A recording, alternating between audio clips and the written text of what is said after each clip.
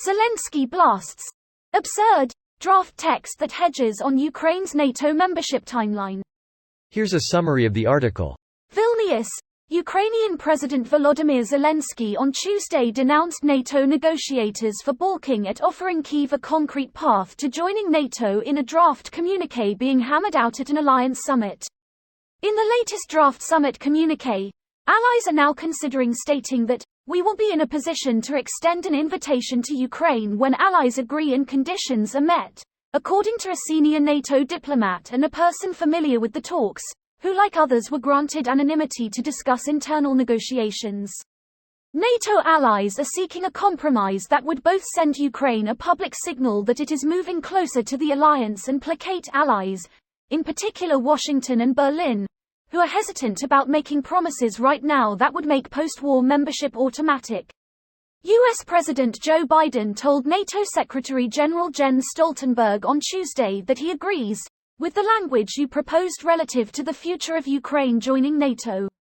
The person familiar with the current draft text said allies were sending a strong signal to Kyiv that this language is near final and that Ukraine should accept it. While Eastern Flank NATO countries want to send a clear signal to Kyiv about a path to membership during the summit, Washington and Berlin have been more cautious, preferring to focus on helping Ukraine fend off Russia now.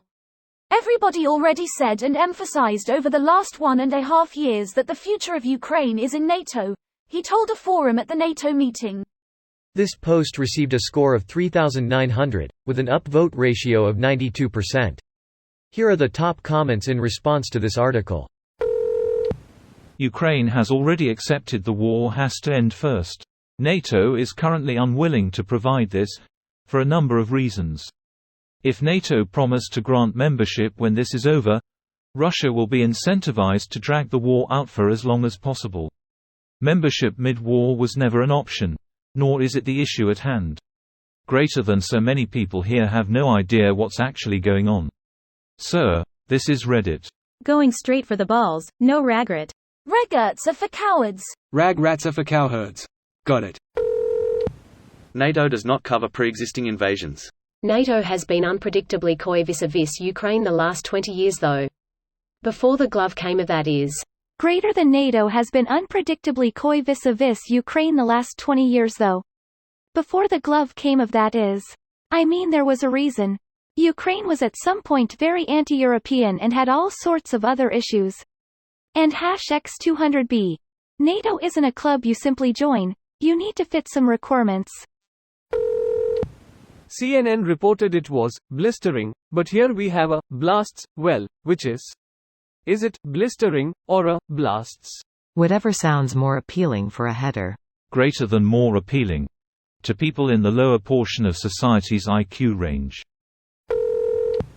Isn't forming an alliance with a nation that is currently at war tantamount to entering that war? Hence the entire issue and why this is a problem for everyone involved. Except no one, including Ukraine, is actually talking about joining the alliance mid-war. Ukraine is requesting guarantees and a specific timeline for when they'll be able to join post-war, assuming they meet the requirements. While understandable, since one of the real reasons behind the war is Putin attempting to keep NATO away from core Russian lands, I think they need only to look at the Sweden-Turkey spat to see that even nations that aren't in realistic danger of being invaded don't have guarantees of entering the alliance nor a timeline.